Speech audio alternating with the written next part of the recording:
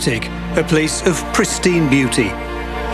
Smothered with snow, clean and pure. Or that's how it appears, but it's an illusion. Arctic snow is tainted with microplastics and rubber particles and clothing fibers. For a long time, plastic has posed a major threat, choking the world's oceans and killing marine animals, and that's no surprise. But now, scientists say deadly microplastics have made their way to the farthest ends of the Earth. The findings, published Wednesday in the scientific journal Science Advances, are part of a growing body of evidence showing particles from plastic waste end up in our water, soil, and air. 德国知名极地海洋研究中心远赴挪威斯瓦尔巴群岛采集白雪样本，除了应该有的植物纤维和动物毛发，也意外发现了塑胶、合成纤维，还有轮胎跟油漆碎片。量有多大呢？平均是每公升里头有14400个碎片。研究小组在德国南部巴伐利亚采集到的结果更加令人震惊，平均是每公升里头找到了154000个碎片。I think we're not treating our planet very thoughtfully. Basically, we produce all these packaging materials. We cover everything in polymer-based varnish. We use a lot of rubber, which we also find in our aerial samples, snow samples, and don't even think about what is happening to this in the environment. But few people live here.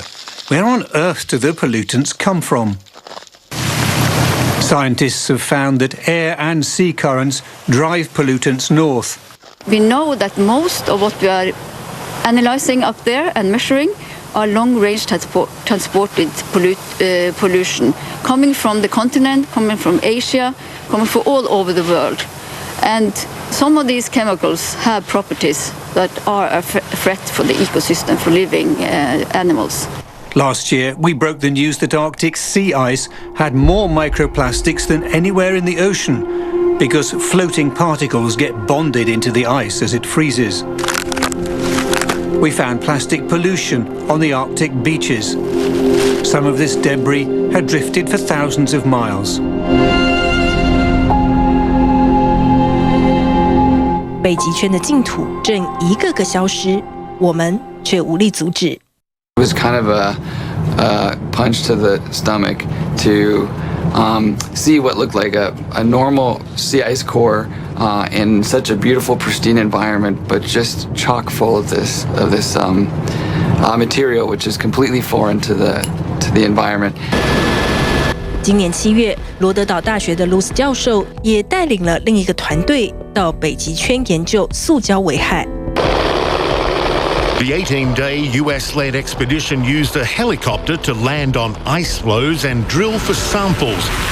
Scientists have found plastic in parts of the Arctic before, but they were hoping that this area of the Northwest Passage was so isolated that it had been spared from pollution.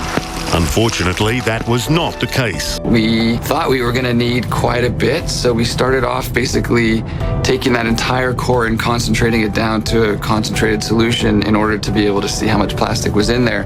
It turned out there was so much plastic that you could look at it with your naked eye and just see all of the beads and the fibers and the filaments sitting there in the bottom of the containers. We have been able to sample ice cores from multi-year ice and from first-year ice here in the Canadian Arctic archipelago, and I think this is the first time that we can show people the presence of microplastic in this area. 联合国评估，迄今已有1亿吨的塑胶垃圾流入大海，而且还在持续增加。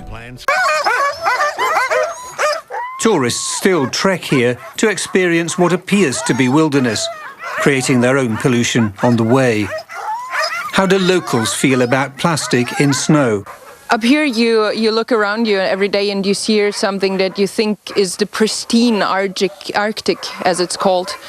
And it's not anymore. And we see it every day. And it's really, really sad. We must not give up. We must start to fight against this. What can we do? Here's the truth. There is nowhere on the planet to escape pollution from us, however hard you run.